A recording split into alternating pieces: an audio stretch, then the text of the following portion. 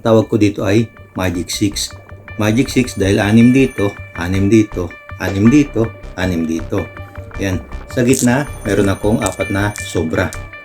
Meron akong 4 na sobra na nandito sa gitna ng aking mga cubes na ito.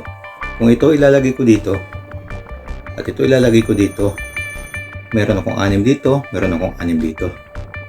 Kung ito ilalagay ko dito, at ito ilalagay ko dito, meron pa rin akong 6 dito, meron pa rin akong 6 dito, may 6 ako dito, may 6 ako dito.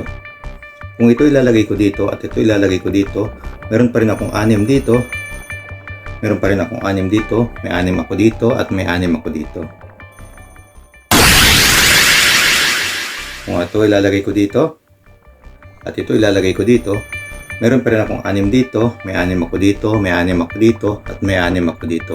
Saan napunta ang 4 na nandito sa gitna? Ang weird, no? Sana na-screenshot nyo po.